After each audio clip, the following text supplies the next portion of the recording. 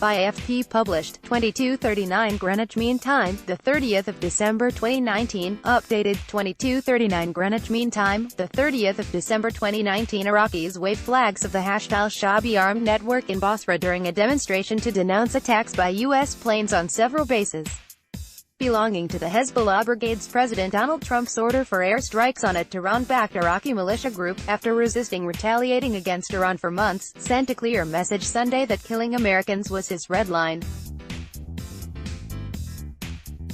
But experts warned that, far from being deterred, Iran might find that line signals there is a space for them to continue the kind of provocative activities that fired up tensions across the Gulf region throughout 2019. And with Trump facing a re-election fight in 2020, some said Tehran could even step up its actions to challenge the president's promise to pull U.S. troops out of the Middle East. U.S. officials said Monday that Trump had exercised strategic patience during the past year in the face of Iran's stepped-up military activities in the region, challenging the U.S. and its allies.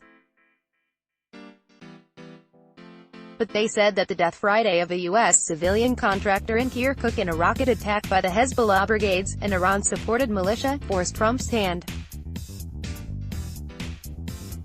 At least 25 members of the group were killed in retaliatory U.S. strikes Sunday on 5 of their bases in Iraq and Syria. The president has shown a lot of restraint, Brian Hook, the State Department's special representative for Iran, told reporters Monday. "We very much hoped that Iran would not miscalculate and confuse our restraint for weakness.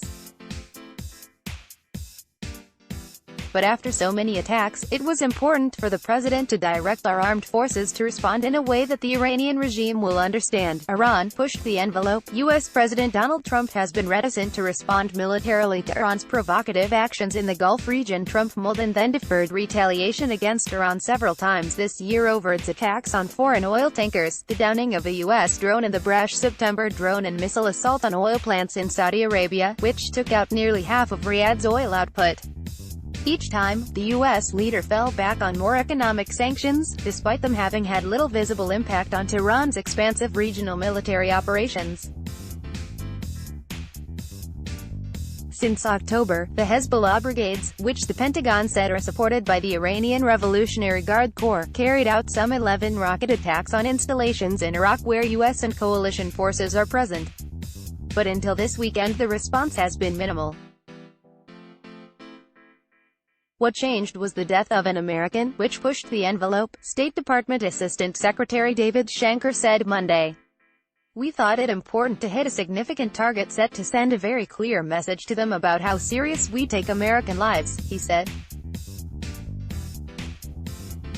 "This was a defensive action designed to protect American forces and American citizens in Iraq, and it was aimed also at deterring Iran," Secretary of State Mike Pompeo told Fox News. President Trump has been pretty darn patient, and he's made clear, at the same time, that when Americans' lives were at risk we would respond. Invidious choice. With Sunday's airstrikes, Shanker stressed that Washington aims to deter Iran, but does not seek to escalate the conflict between the two countries. But experts warned that Tehran could receive a different message, that, as long as Americans aren't directly injured, it could boost its covert activities. Richard Haass, president of the Council on Foreign Relations, said that Iran's growing political weight in Iraq and Trump's aim to reduce the Pentagon's footprint in the Middle East could well result in Baghdad pressuring the United States to pull out.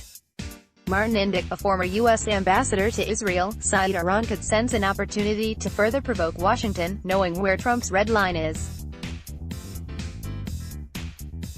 The consequences of strikes against Iranian proxies going into a U.S. election year is that the Iranians now believe they own the higher rungs of the escalation ladder, he said on Twitter. If U.S. troops in Iraq come under attack, Trump will have an invidious choice: another Middle East war or backing down. Let's block ads. Why?